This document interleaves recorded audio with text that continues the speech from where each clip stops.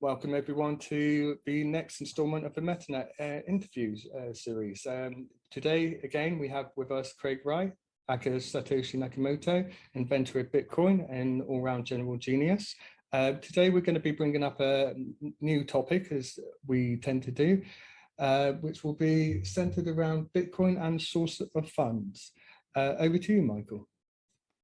Yeah, Craig, we want to talk about source of funds with you today. And I can imagine that the crypto anarchists out there do not really like the topic. Why? Because what they're trying to do is create a cryptocurrency. They want a system that is antithetical to the sort of design of Bitcoin. Bitcoin is a system that records and traces every transaction ever made. This is part of how blocks are formed. It's designed that way. Now, this is where the Orwellian sort of doublespeak comes in. People will argue like things like Lightning or some of these new things with Taproot are scaling solutions. Now, scaling should be very simple. Scaling is the number of transactions you have in a period of time. That's it. That's the definition of scaling.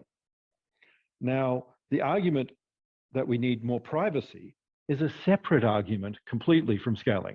So there's a rather disingenuous sort of confusion going on in terms, which is intentional. And this is where Bitcoin's pseudonymous. I mentioned in the white paper that identity is firewalled. That doesn't mean it doesn't exist. And pseudonymous isn't anonymous, despite sort of some bits where I've misused the term, as people do. None of us are perfect, and sometimes you don't do it correctly.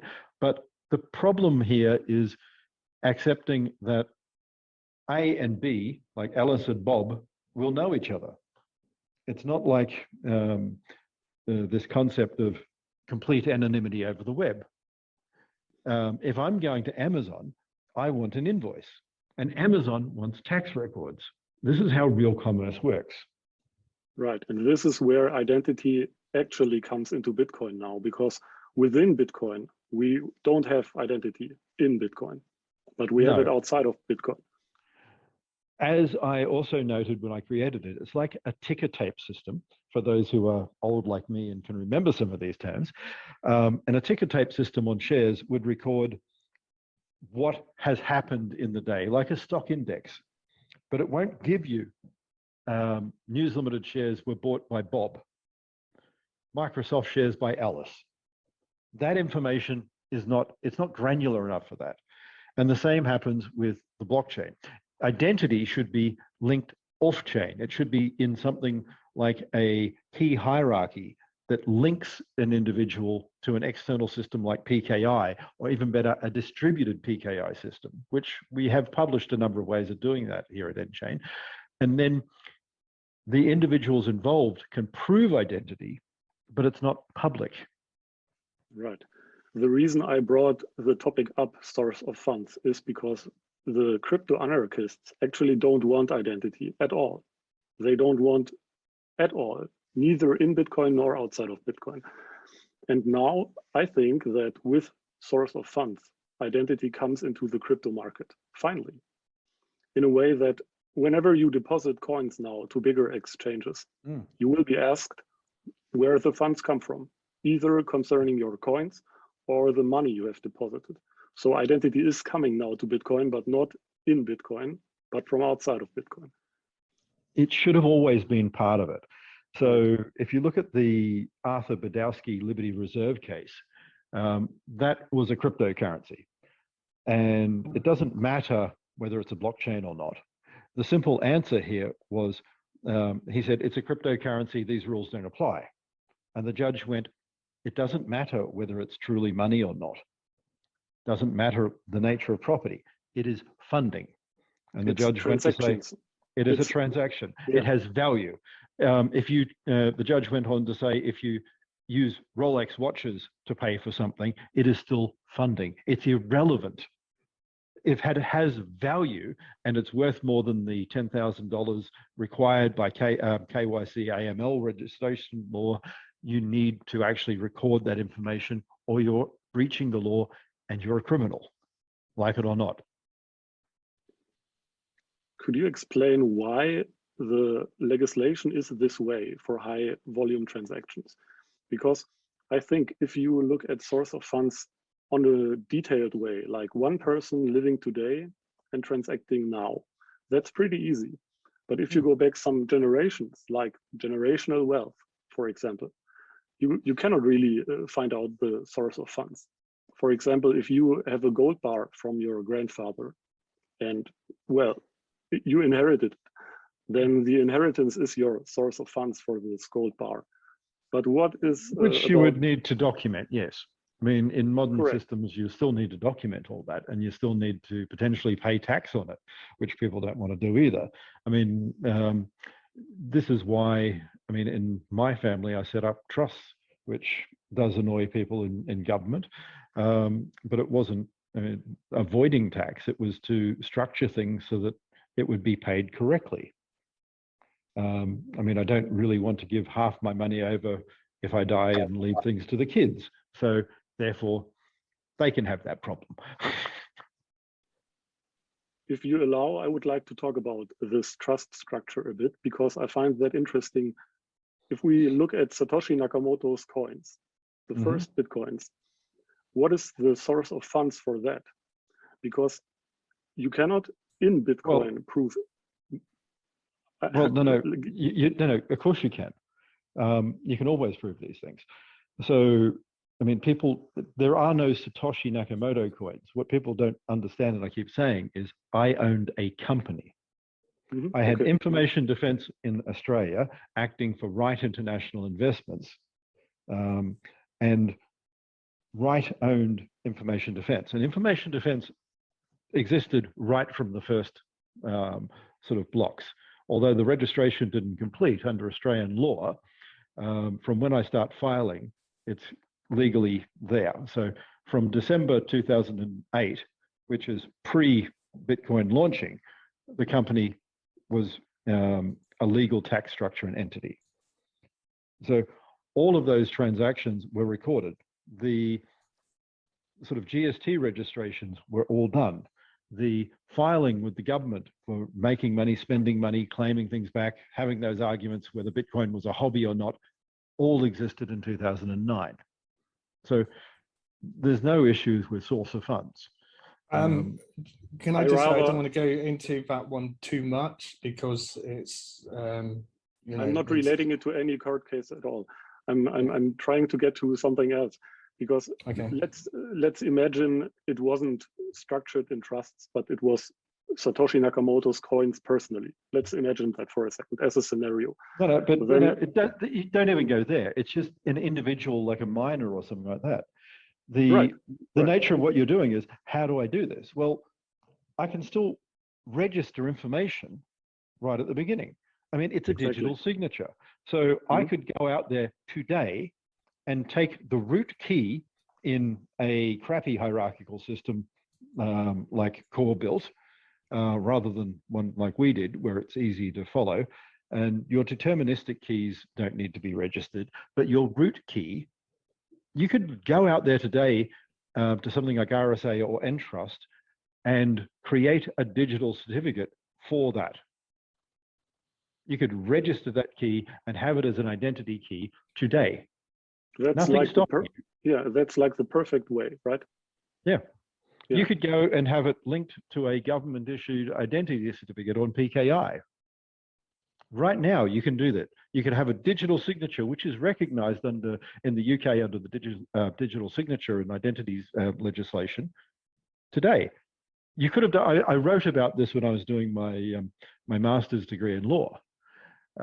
This was not new. So this is nearly 20-year-old legislation, well before Bitcoin.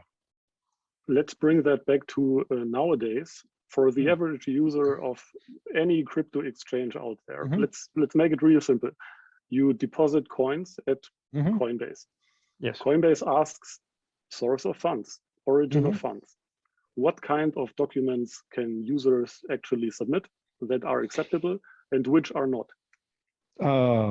Did you mine them? Did you pay tax? If you're a miner, early miner, then you're going to have to pay the tax on that. Sorry, there's no other way around it. If you don't like And that tax, you would have to prove that you actually mined them. Like you can show an address, but that doesn't mean that you mined them. So you need receipts of your computer equipment back then, 2011 or whatever. Potentially, but generally speaking, with the amount of gains that would be there and the amount the government would take, the government would very happily help you, well, wash your money for 50% of your revenue. What about stolen coins in all of this? Well, stolen coins, again, how do you prove your identity? So, I mean, not going into too many details, but I have a court case myself. And we used originally Zero, which isn't quite as good, for evidential value. The web service behind it is a bit flaky. It exists, and you can forensically analyze it, but it's not quite the same. MyOb, first of all, and then Zero. And Zero, getting it the wrong way around, is actually forensically sound. So you can demonstrate on the records on Zero that all the entries were made way back when, and all the tax records were filed, etc.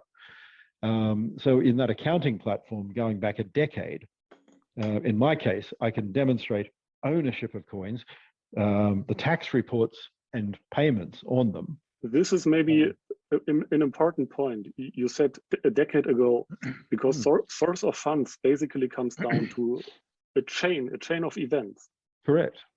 Yeah, and if you want to take it to the extreme, it starts when you're born, and people around you, you inherit money, you make money working somewhere, and these kind of, let's call it a chain of events, of documents over your lifetime, that is your proof of funds, correct? That is correct. So as an example, for those who use QuickBooks or Quicken or something like this, Quicken Web allows you to store information on the Quicken site, and that is outside of your control. The logs and the ability to change data is all recorded. Now, because that's a third party, by recording that information over time and tracking where you purchased it and putting all the records up there, you can build an evidence trail. Even better, if you really want to hone this down into something that no one's going to be able to debate, you could take a hash of some of the information and store it on the blockchain. Going forward, that's becoming easier and easier. In the past, it was doable, but a lot more mucking around. So that enables some of this in a much simpler manner. So store where you purchased it, store the mining of it, not now, but when you're doing it. Record all this information. Now, the argument is, oh, but I want to have my anonymity. Well, it doesn't work that way. This isn't how society actually works.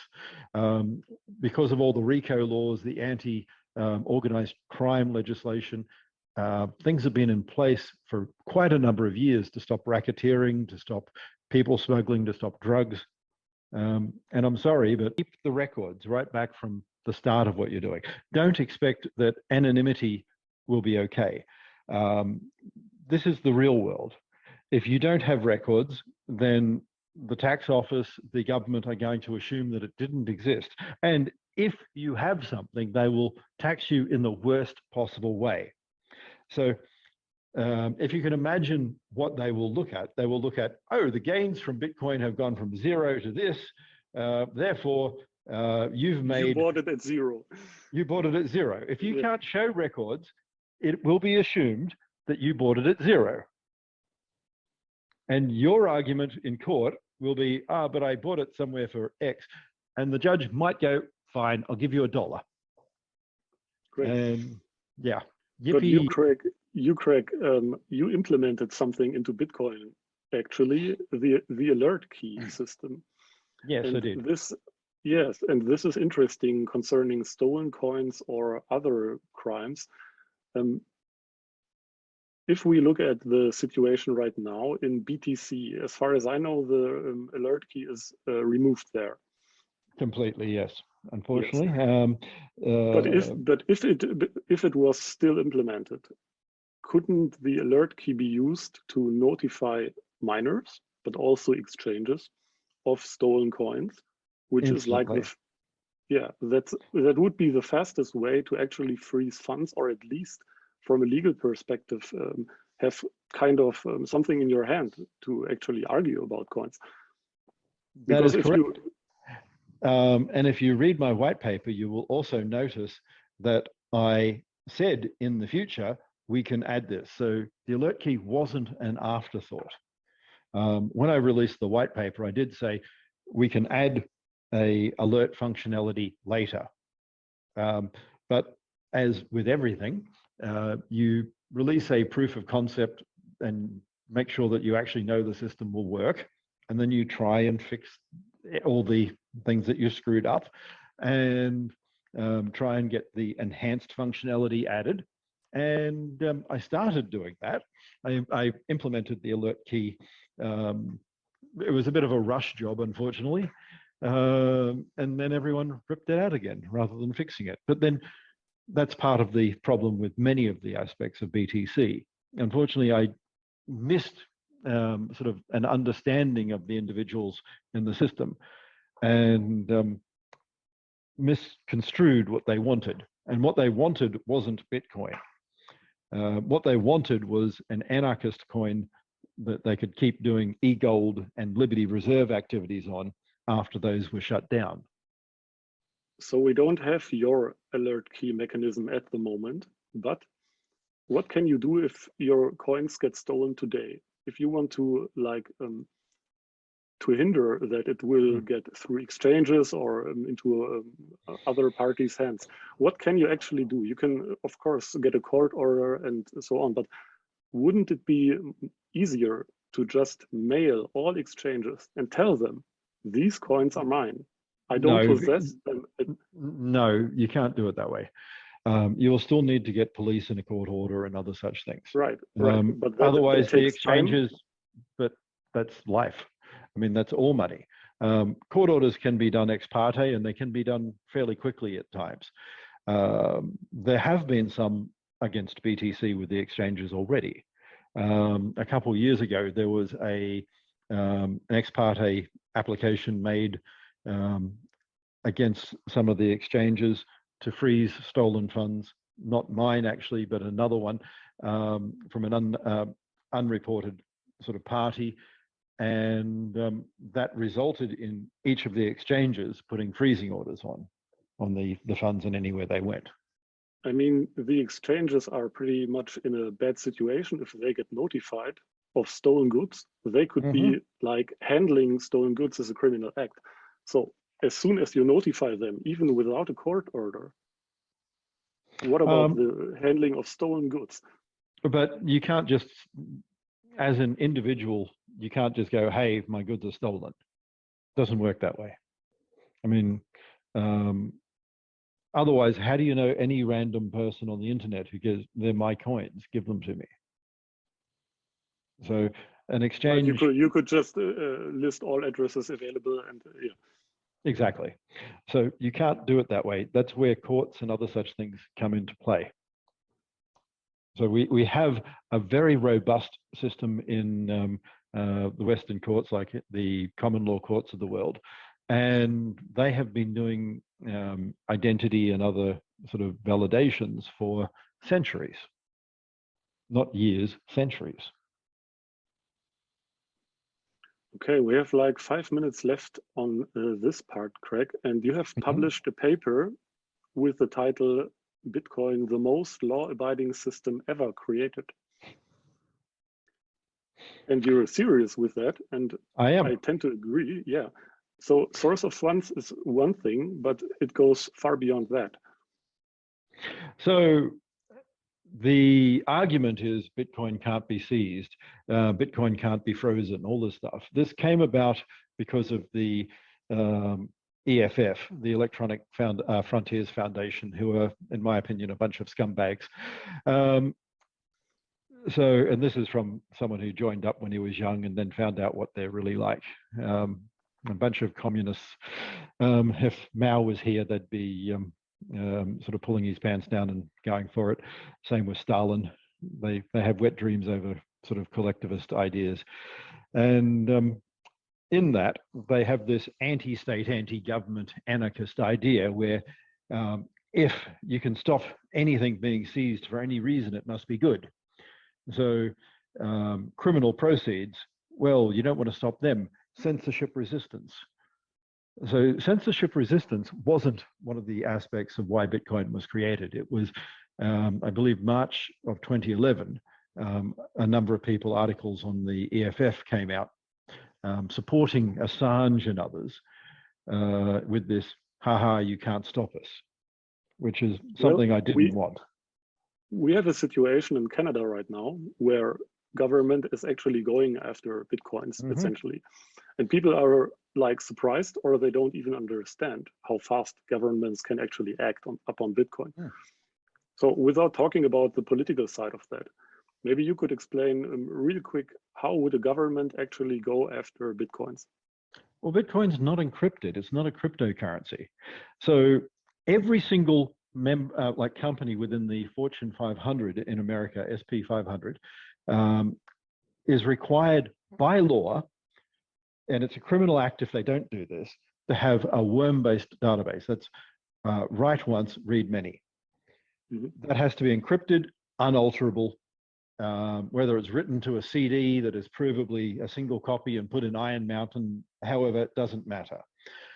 But that has to be immutable. So every single company following Enron in America has to have an immutable database for their accounts. Now, after that, however, well, people understand that errors happen when you're doing accounting. And if you go back to the early days of accounting and double entry books on paper, errors happened. And you don't go and change all of the entries going back a year to fix something. You have an errata log, you had an addendum, you update a separate book and say, here's the problem, and link it back. And Bitcoin can do that. It's not difficult. You can just reallocate. So in the code separator problem with opt-true, etc., back in the early days of Bitcoin, the issue wasn't so much that you could, any miner could do an opt-true and take Bitcoin. It was that there were no governance functions surrounding that at all. That was the real problem. If Bitcoin had been better developed and there had been something built there, then that could have been implemented. And one of the things people don't seem to understand, and that many of the early people don't talk about, which is a little bit disingenuous in my opinion, is that before I left as Satoshi, the Bitcoin Foundation was already implemented. So the Bitcoin Foundation wasn't invented in 2013 or something like people argue. The Bitcoin Foundation was started, and why Satoshi is a life member, it was started in 2010, before Satoshi left Gavin in charge. So one of the things that people, it wasn't community driven, it wasn't GitHub, it wasn't voting. I set up with other people a foundation. That foundation was to govern and steward Bitcoin, not to change it. Some of the initial rules that I wanted to put in was the protocol is set in stone, never changes. You guys can update the code. You guys can find ways of earning money doing this, but you cannot change the protocol. So that's an argument. Like, yeah, your set in stone argument always reminds me of constitutional rights as a foundation. And we don't go and change them just because of a mood swing or something. Correct. Last paragraph and the last sentence, in fact, of my white paper notes that rules can be implemented. Now, that doesn't mean that you change protocols, as people think. What that means is law, for instance, court orders, they're both rules. You can implement a necessary change directed by the courts if you are required to. Now, that doesn't mean changing all of the protocol. It can mean something like doing the equivalent of the opt-true bug to reallocate the existing tokens to a new address. And SPV nodes will still act the same. It's not a protocol change. They won't change at all. All of this, everyone needs to be on a full node BS is complete BS. Full nodes create blocks. Let's go back to the alert key mechanism. Wouldn't governments love that? Some will, some won't. But here's the other part. We don't have a world government. So it's not going to be this government just takes control. There isn't a world government. So court orders need to be enforced in multiple jurisdictions potentially and against multiple areas. So North Korea isn't ever going to issue a court order to seize Bitcoin and have it enforced. I'm sorry, it's not going to happen.